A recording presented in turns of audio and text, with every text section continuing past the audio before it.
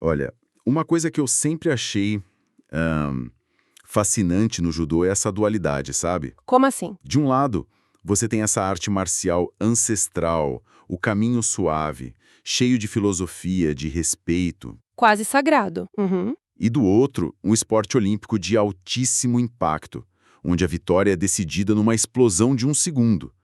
A pergunta é, como essa tradição conversa com a ciência de ponta? Ou será que elas nem conversam? Pois é. A nossa análise hoje mergulha exatamente nesse ponto. E a gente tem um material incrível para isso.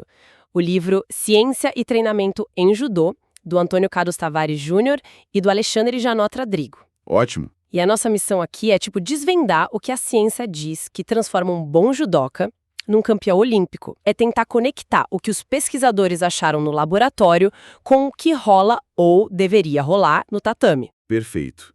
E o livro, pelo que eu vi, já começa botando o dedo na ferida, né? Ele fala dessa divisão, quase um conflito, entre o judô competitivo e o judô tradicional. Exato. Na prática, como é que essa briga acontece dentro dos dojos? Então, o fascinante é a lacuna que os autores apontam. Existe um abismo, muitas vezes, entre o que a ciência do esporte já sabe e o que é feito no dia a dia. Aham. O livro aponta para a figura do mestre, do sensei, sabe? A autoridade simbólica da faixa preta, às vezes, acaba se sobrepondo a qualquer conhecimento científico. Sei. Cria-se uma cultura onde a experiência prática, aquela intuição do eu sempre fiz assim e funcionou, é vista como a verdade absoluta. Mas espera aí. O sensei, o mestre, essa figura não é tipo um dos pilares do judô? Parece quase uma heresia chegar com um artigo científico e questionar o que um faixa preta de 70 anos ensina. Exato. E o livro não diz para descartar essa experiência, muito pelo contrário. O problema, segundo a fonte, é quando essa tradição se fecha para a evolução. Entendi. Isso aparece, por exemplo, na visão de que treino de tatame e treino fora do tatame são coisas separadas. Como se a musculação ou a corrida não tivessem nada a ver com o ippon. Ah, claro. O desafio que a obra propõe é esse. Como integrar a sabedoria desses mestres com métodos de treinamento baseados em evidência? Juntar a arte e a ciência, e não colocar as duas para brigar. Ok, então vamos para a ciência. Se a gente pudesse abrir o capô de um judoca de elite no meio da luta, o que a gente encontraria? Qual é o motor que move essa máquina? Essa é a pergunta de $1 milhão. E a fonte já quebra um mito de cara. Não existe um motor. É mais como um carro híbrido, com vários motores que entram em ação em momentos diferentes. Gostei da analogia. Com aquela explosão de 5, 10 segundos para aplicar um golpe, o corpo usa uma espécie de nitro. É o sistema anaeróbio alático. Potência pura e imediata, mas que acaba num piscar de olhos. É o tudo ou nada do golpe. E se a disputa de pegada continua? Se o golpe não entra e a coisa se estende por 20, 30 segundos... Aí, o corpo aciona um segundo motor, o motor turbo. É o sistema anaeróbio lático. Ele te dá mais uns 30, 40 segundos de altíssima intensidade, mas tem um custo. Qual? Ele começa a gerar resíduos, uma fumaça, que é o famoso lactato. É o que faz o músculo queimar. E o livro é categórico nisso. A capacidade de tolerar e trabalhar com esse sistema lático é o que separa os campeões do resto. Faz todo sentido. O nitro para o ataque surpresa, o turbo para a briga intensa. E onde entra o motor aeróbio nessa história? Seria um motor mais fraco que fica ali só para economizar? Exatamente essa analogia. O sistema aeróbio é o motor que durante a luta vai limpando a fumaça do lactato e principalmente recarregando nitro para o próximo ataque. Ah, então ele é o suporte. É o suporte. E a importância dele fica gigantesca na recuperação entre as lutas. Num dia de competição, com 5, 6 combates, quem tem um motor aeróbio mais eficiente se recupera mais rápido. E em lutas que vão para o Golden Score, aquela prorrogação, ter esse motor funcionando bem, nossa, pode ser a diferença entre o ouro e a prata. Entendi. Então a lógica seria, quanto mais fôlego, melhor. Basicamente, o objetivo é transformar o judoca num maratonista com kimono, certo? Porque é isso que parece. Então, e é aí que o livro apresenta um paradoxo que explode a cabeça. Lá vem. A resposta é um sonoro não. Judocas de elite, na verdade, não têm um VO2 máximo, que é a medida da capacidade aeróbia, nem perto do de atletas de endurance. Ué, como assim? Os dados da fonte mostram valores que ficam ali entre 50 e 60 ml quilo por minuto para homens e 40 a 50 para mulheres. Um maratonista de ponta passa de 80. Isso é totalmente contraintuitivo. Se o aeróbio é tão importante para a recuperação, por que eles não são super condicionados aerobicamente? Porque o judô é um esporte de trade-offs, de escolhas. O livro alerta que treinar demais a resistência aeróbia, com corridas longas, por exemplo, pode, na verdade, atrapalhar. Atrapalhar, sim, atrapalhar o desenvolvimento do que é realmente decisivo. A força e a potência. Você não pode ser um maratonista e um levantador de peso ao mesmo tempo. O corpo precisa escolher. O segredo é ter um aeróbio bom o suficiente para recuperar, sem sacrificar a capacidade de explodir. É um equilíbrio muito, muito delicado. Peraí, se o fôlego não é o principal, então o que é? Se a gente fosse construir um judoca campeão do zero, qual seria o primeiro tijolo dessa construção? O que o livro diz que é a base de tudo. A resposta é uma palavra: força. O livro a coloca como o pilar central, a fundação sobre a qual todo o resto é construído. Força. Ok. E o mais legal é que não é um tipo só de força. A fonte detalha como ela aparece de 3 formas diferentes no combate. A primeira é a força máxima. Força bruta. Isso. Pense nela como a sua muralha. É a força que você usa para estourar a pegada do adversário, para sair de uma imobilização no chão ou para simplesmente travar o corpo e impedir o desequilíbrio. Ok, a força máxima é o escudo. E a espada, o ataque, qual é? Aí entra a segunda manifestação. A força rápida, que a gente chama mais de potência. É a combinação de força e velocidade. Claro, não adianta ser super forte se você for lento. A potência é a capacidade de aplicar essa força num piscar de olhos para arremessar o oponente. É a força que define o placar. Escudo e espada. Mas a luta tem 4 minutos, às vezes mais. Como se sustenta isso? E esse é o terceiro pilar, a resistência de força. É a capacidade de continuar aplicando força, tanto a máxima quanto a rápida, ao longo do tempo. É o que te permite manter aquela briga de pegada, o kumikata, que define quem controla a luta. Eu que impede o braço de cansar. Sem resistência de força, seu escudo racha e sua espada fica cega. Perfeito. E as outras capacidades, tipo velocidade e flexibilidade? Onde elas entram? Elas são coadjuvantes de luxo. A velocidade é fundamental, claro, principalmente a de reação, para antecipar o oponente, mas ela está muito ligada à potência. E a flexibilidade? Já a flexibilidade, segundo a fonte, tem um papel mais importante na prevenção de lesões e na luta de solo, o Neoasa. Ajuda a evitar estiramentos, a se movimentar melhor no chão.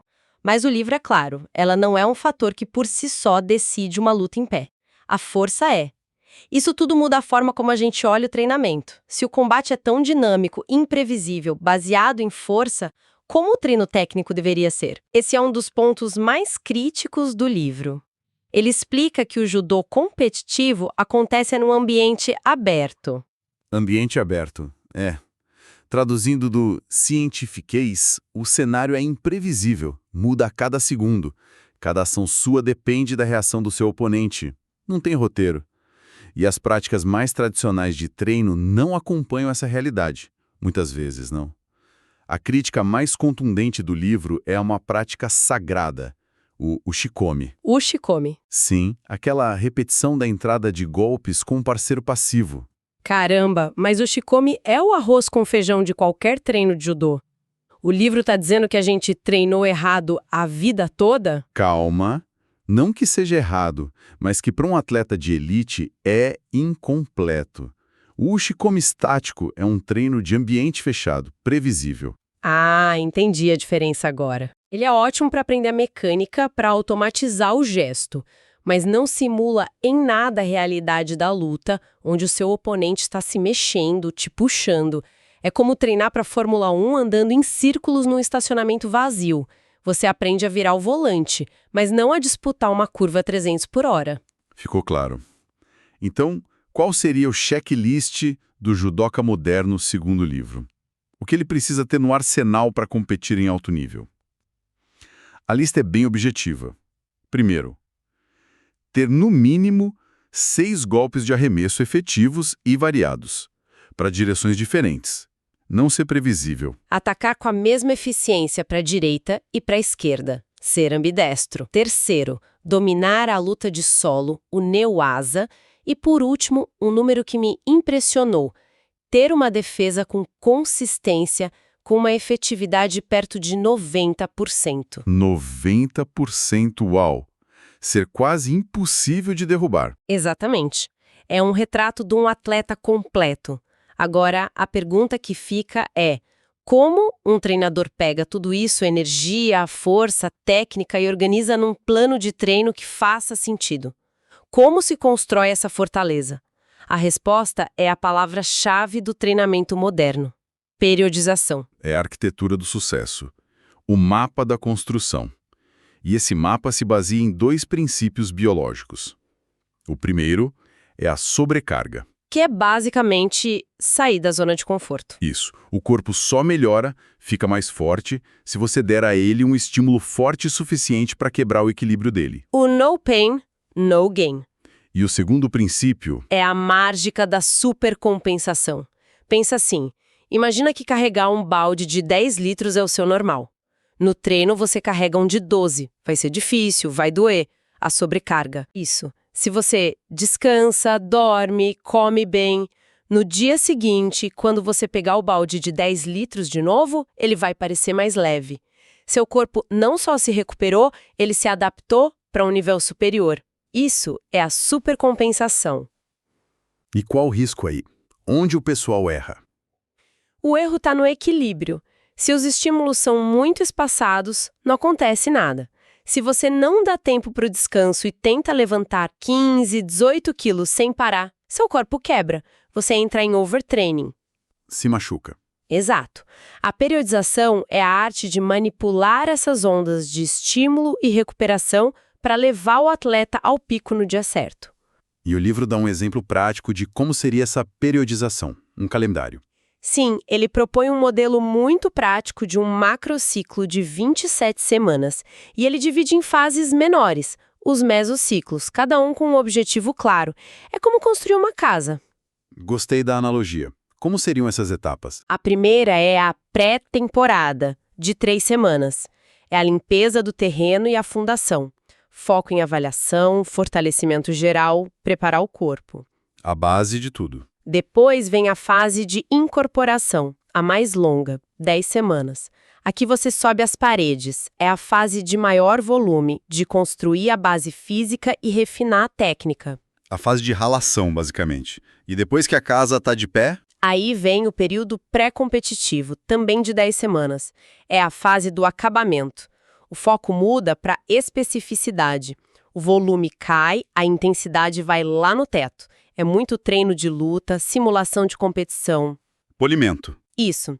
Em seguida, o período competitivo, de 2 semanas, que é a limpeza final. O treino diminui muito para deixar a supercompensação acontecer. E, por fim, a transição, 2 semanas pós-competição. É hora de consertar as goteiras, descansar a mente e o corpo. Incrível.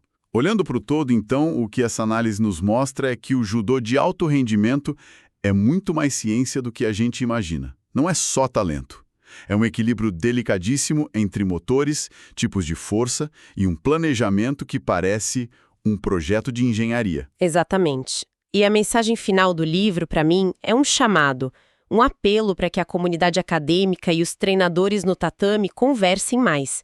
A ciência precisa resolver os problemas reais do esporte e os técnicos precisam estar abertos para usar esse conhecimento, né? Essa ponte precisa ser construída. Ainda precisa de muito trabalho. Perfeito. Isso tudo me deixa com uma reflexão final, uma provocação. A fonte critica muito a especialização precoce no judô. Ela defende que na infância a criança deveria ter uma base motora muito ampla. Correr, pular, nadar, jogar outros esportes. Sim, que isso seria um pré-requisito para maestria técnica lá na frente. O que levanta uma questão que vai muito além do tatame, não é? Totalmente. Num mundo obcecado por resultados rápidos, por especializar crianças de 8 anos em programação ou num único esporte, como esse princípio se aplica? A ideia de construir uma base ampla, sólida e diversificada antes de mergulhar fundo em algo, será que não estamos perdendo isso? Talvez o caminho suave do judô tenha uma lição não só sobre como lutar, mas principalmente sobre como aprender a aprender, seja no esporte, na carreira ou na vida.